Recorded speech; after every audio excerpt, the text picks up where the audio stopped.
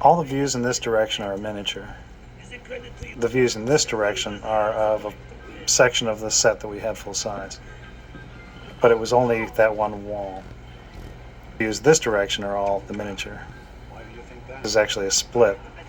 The part that's on the right-hand side of frame is the live-action set, and the part on the left is a miniature. Populate the background. Those are lots of blue screen elements of individual people added in to make it busy. With this animation on Watto, a lot of this was done by Steve Rollins, a great character animator here, and Tim Harrington, Linda Bell, Sue Campbell. They all did a fantastic job in this section. Book work is because of the follow through of the skin underneath his chin, I think, and the way his trunk moves, that you have a feeling of that head snapping around, but there's a follow through of what we call in animation, a secondary movement. As animators, that doesn't naturally happen inside the computer though, so you have to be thinking about that when you're making that character move. Coming up here of Padme on the Aope, and it's this one right here that was shot a year after principal photography. Actually, the really remarkable difference is that that's Jake a year later as well. So when you're 8 years old, a year makes a big difference in your look. This was shot because we made it up. They had no pan in the original shot. You didn't pan over to R2 and 3PO. But we were able to create that digitally, take a regular shot and just move it and turn it into a pan, and then add the part with 3PO and R2. Just the beginnings of learning how to create really 3D worlds using 2D images, where you shot something but you didn't do it because it wasn't there. Probe droid, and was added there later. Okay, Padre Stadium. There's everything in this shot. It's a big miniature. All of the pods are in there, so all 18 of them. There's computer-generated people out on the ground, going up and down the steps. There's creatures everywhere. The original cut of this grid sequence was quite long. We just kept cutting it down and down because it sort of got out of proportion with the rest of the movie and the rest of the pod race. I mean, it was cute and we loved it, but we were afraid that an audience would get bored with it. When I saw it went through the outtakes for the DVD, decided to put it back in the movie, or at least parts of it. You'll notice that on the outtakes on the DVD, it's actually longer than it is here, even though we've added a few sequences back in. The thing about a DVD is you can actually focus more on the movie than you focus on the first few weeks of the film being released, because you're always concerned that when the movie goes out there, people are going to be bored, they're not going to like it, and as a result it doesn't work and you lose everything. And that clouds your mind. Sorry interrupting my dog's eating and drink. To keeping in a lot of little fun things that you like yourself, but you don't know whether they're worth the extra length in the film, which risks the quality of the whole movie, or at least the success of the whole movie. This is an especially difficult one to execute because of all the rig removal that had to take place underneath the pods. Those full-size pods were all supported on pipe rigs. They had all of the shots. One of the great things about these really wide shots where you see the audiences, all the background players weren't people actually. They were Q-tips that were painted with little people's faces on them.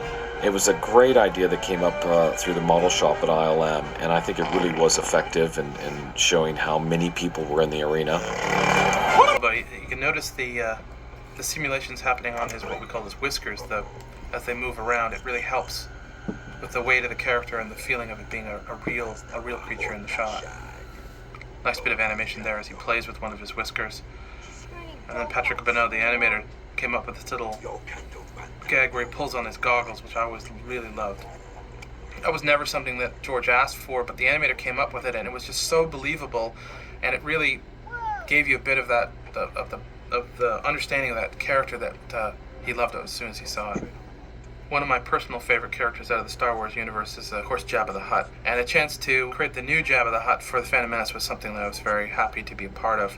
We went back to the original design of Jabba, thanks to Doug Chang's drawings, which made him a little bit younger, a little bit more svelte. He's completely computer generated, and Steve Rollins did all the animation on this. He's doing all that jiggle animation by hand. That's not simulated in this case. He's actually creating shapes that allow him to jiggle that flesh around and give us that mass for Jabba's face.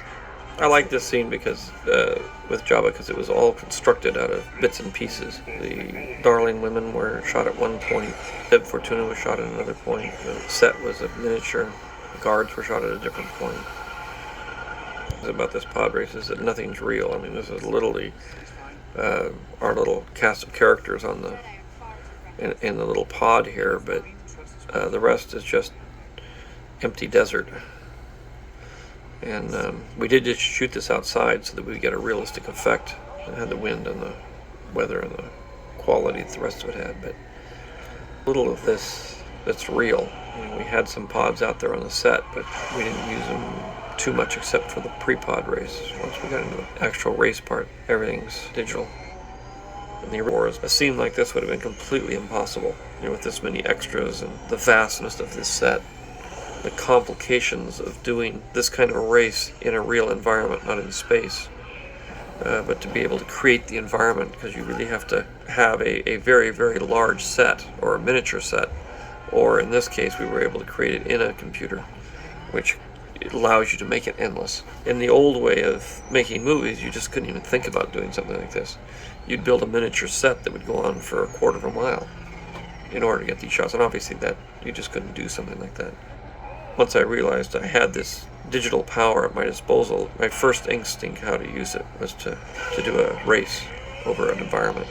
I mean, I love speed and I love racing cars. And this is the ultimate kid version of racing cars.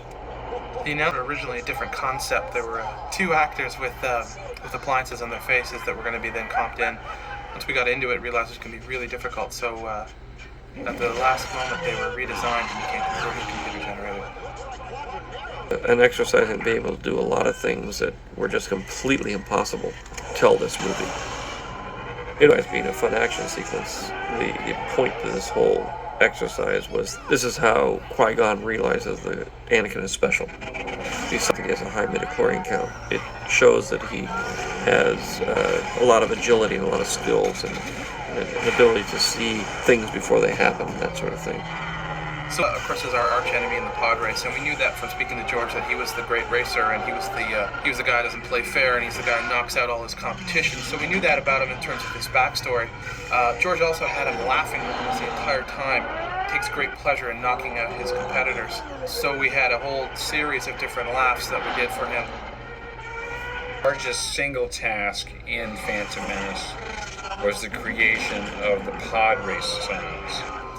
I knew that we would have the race sequence since I was involved in its development from a storyboard through the pre-visualization process and ultimately to the editing of both the picture and sound for the sequence. I had hoped that the pod race would for the most part be a sound effects only sequence, that it would have very little dialogue and perhaps no music, and it would give me the opportunity to work with a full palette of just sound effects to create the action and the story and to control the tension, the ebb and flow of the race, and I did get that opportunity. Here, again, like the couplers coming apart and Ben Quadinaris' car coming apart, which are, make a lot of sense if you're from Tatooine and know how all this works, but I think for some of the audience it goes right past without being able to follow it. But like all the Star Wars films, the more you sort of see it over and over again and the more you understand what's going on, after a while it'll make perfect sense because there is a logic to it all. It's been put in there. If you know what power couplers are and how they work and what the dynamics of these racers are and all that sort of thing.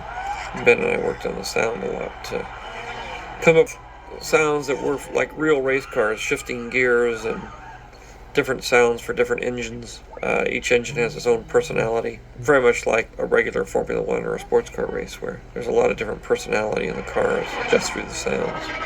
A great deal of my recording time gathering sounds for the pod race sequence, and although I had focused in the past on aircraft and rockets, this time around George Lucas had suggested that I really record a lot of high-speed automobiles and use those sounds as the basis for the pods. And so I hadn't done a lot of automobiles in my sound design career, so I set out gathering sounds of high-speed cars.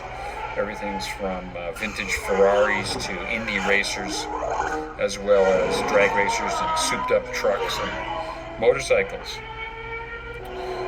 Restrict myself in the pod race sounds to just cars and automobiles. I recorded an electric